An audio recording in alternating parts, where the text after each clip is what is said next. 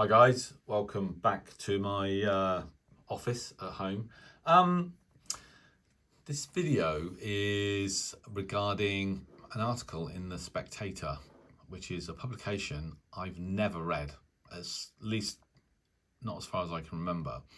But the reason this is interesting is because the author, Clifford Beale, has written an article with the title "Bring Back Shortwave!" exclamation mark. So as you can imagine, this really piqued my interest, and it's so interesting I thought I would share it with you. I've been rattling on for a few years now since the sort of world sort of became a bit more volatile with Russia's invasion of Ukraine and obviously the sort of atrocities that Hamas inflicted on Israel a couple of years ago, which started the war in Gaza, and then Hezbollah got involved in the Middle East, Yemen. It just feels like the Middle East has sort of caught a light of everything that's going on in Ukraine and other parts of the world. It feels to me, in the past few years, the world has become a much more volatile place, and when that happens, I always believe that there's a place for radio, because when other forms of sort of digital communication, when those platforms fall down, radio can always be there. Radio, shortwave radio, can send messages over huge distances, very difficult to censor, through jamming, almost impossible really to do it completely. And that's kind of been my mantra. So when I read this article by Clifford Beale, it resonated with me a lot, and I thought I'd share it with you. So, he kicks it off by making there's an old sort of saying that in war, truth is the first casualty, obviously with, propaganda and what have you. And he also makes the point about, digital communications being, not exactly the most robust platform, and obviously there are sort of huge risks through sort of cyber warfare, and cyber warfare isn't just about taking out communications. It also can be used to change the narrative of a society in a particular country. It can spread fake news and false information, which is obviously even more critical during wartime. Clifford also points out that the FBI last year in the United States discovered huge sort of penetration by China into sort of American telecommunications networks, conducted by a group dubbed Volt Typhoon, who I'd never heard of, but get the idea. And then what I have seen recently is the alleged sabotaging of seafloor data cables that apparently or may involve sort of Russian, Chinese linked vessels, and that's kind of like raised the alarm, because it just poses yet another threat to sort of the digital communication sort of platform. Clifford goes on to say that, for example, in the UK, if there was a sort of regional or major war, that the power grid could be knocked out. Obviously, all the cellular communications could be compromised. And then cyber attacks and physical attacks on communications infrastructure.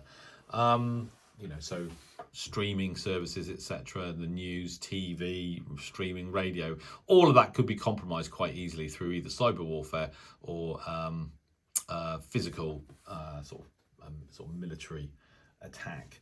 And on that basis, he thinks that radio, shortwave radio, still has a place. And he references what happened in World War II, where the reliance upon sort of wired communication was reduced over the elapsed time during that war, and obviously the more reliance was placed upon sort of radio, telegraphy and shortwave radio, and that became those communication sort of modalities became the sort of norm for communication during the Second World War. And as I just said, radio is very difficult to jam effectively. And so you've got radio, which is a sort of fairly simple modality, could always be there to keep the sort of general public informed about what's going on. Clifford also mentions the fact that obviously things like, stations like the BBC World Service, Voice of America, they have,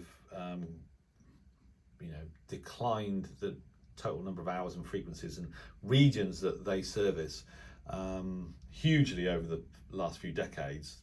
BBC is still broadcasting to Africa, Asia and the Middle East, but budgets have declined massively. Same goes for the VOA, and obviously lots of international broadcasters on shortwave have shut down. But China, for example, has done the opposite, and I can still remember when ABC Australia shut down on shortwave. China Radio International picked up all of their frequencies immediately and started basically broadcasting their own narrative across the Pacific using those frequencies. And there was a bit of an uproar in Australia about that, but it's kind of a bit too late once you've shut down your own sort of transmissions.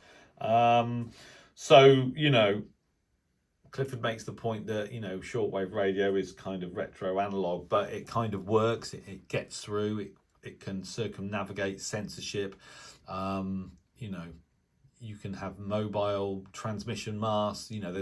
It's basically feels much more robust because the technology is much simpler, and therefore it's much more difficult to shut it all down in the way that you could shut down a bank of servers in a single building somewhere. These sort of data warehouses, whatever they're called. So I agree with Clifford. I think there is still a place for shortwave, and I think even more so because the world is a more difficult place to sort of live in these days, and I think shortwave, is a backup that should always be there.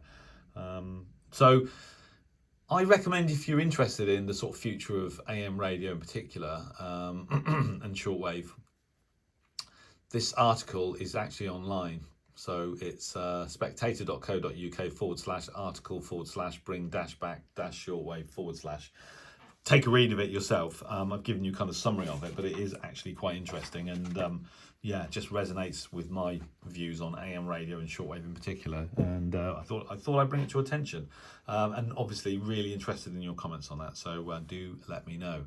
And look at the vintage Sony photograph. I can't remember what model that is, but someone will know. But a great article. Take a look when you get the time. Thanks for watching. 7-3.